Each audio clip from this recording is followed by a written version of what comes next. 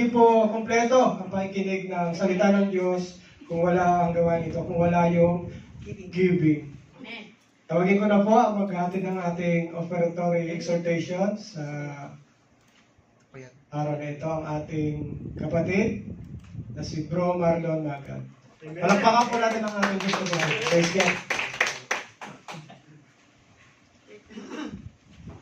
Praise the Lord. Giving na naman po tayo, no? Hindi po ba kayo nagsasawa ng mukha ko po, no?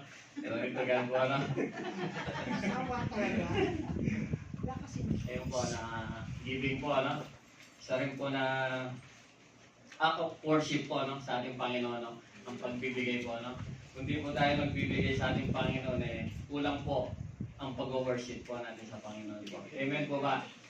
Sabi po sa Deuteronomy 8:18 po, and you shall remember the Lord your God, for it is who gives your power to get wealth, that he may establish his covenant, which is his word to your fathers, and is this day.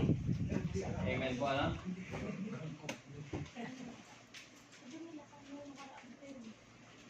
Samahan niyo muna po ako sa maisip manalangin. Yes, Lord, muli pinupuri ka namin, Lord. Pinapas ka namin, Lord, sa oras na to, Lord. Isang pa, Lord, salamat, Lord. Muli, pinamit po ang iyong lingkod upang magayag ng iyong banal na salita. Holy Spirit, patuloy po bigyan mo ako ng knowledge and wisdom na nagmumula sa iyo. Ganun din po, Lord, tinatas ko po ang bawat puso at isipan ng mga kapatiran, Lord. Na makapagbigay kami ng masaya sa iyo, Lord. Makapagbigay kami ng buong puso, Lord. Makapagbigay kami, Lord, na kahit anong alagaman to, Lord, na may paniniwala, Lord. Alam po namin, Lord, ito'y kalugod-lugod sa iyo, Lord. In Jesus' name we pray. Amen.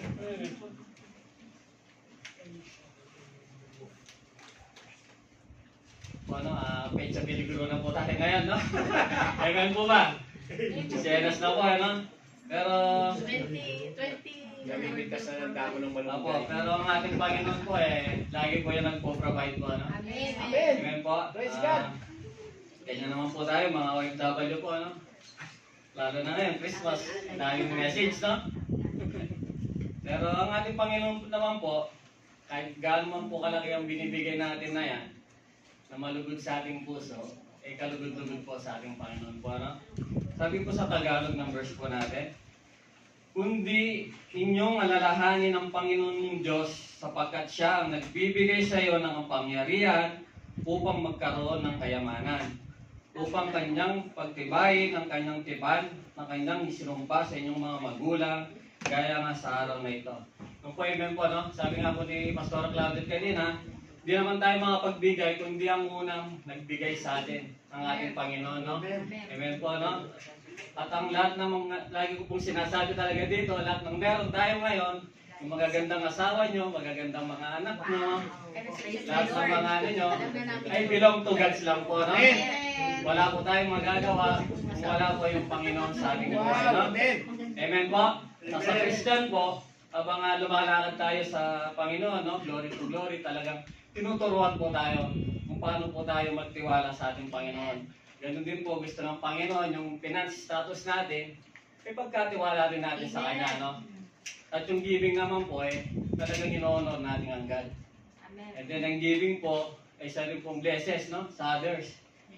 Tulad po kung wala po itong gawain na to, paano po yung mga lost soul, no? Paano po natin madadala sa ating Panginoon? Amen po ba? Amen. Kaya patuloy po tayo na magbigay, no? Ng dapat sa ating Panginoon. Amen. Para lalo pa pong lumawak, no? Yung gawain niya. Yung nga po, nag-invest tayo, no? Sa ating Panginoon, no? Saan ba tayo nag-invest? Sa mga nabubulok pa dito sa ano, no? Sabi ng Panginoon, mag-invest tayo, no? Sa kanyang karyan, no? Sa internal.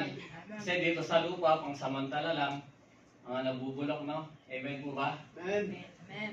Yan lamang po, magbigay na po tayo sa ating Panginoon.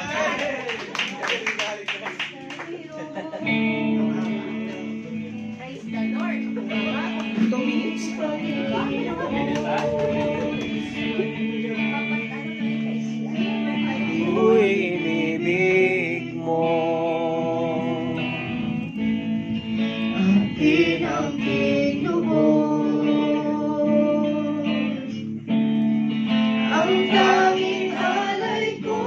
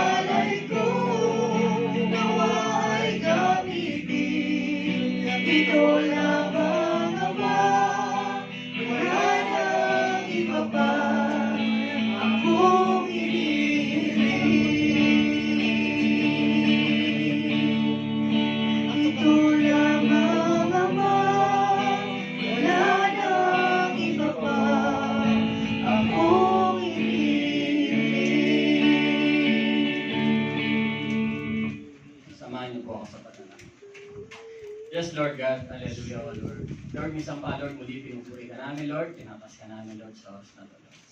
Lord, minsan pa, Lord, tinataas po namin sa iyo, Lord, ang mga kaloob na to, Lord. Lord, salamat po, Lord, sa bawat kapatiran na nagbigay na ito, Lord. Patuloy mong pagpalain ang kanilang mga buhay, O Lord. Lord, nakikita mo ang bawat puso ng mga kapatiran, Lord. Anong pong pangangailangan nila, Lord? Ikaw lamang po ang nakakakita nun, Lord.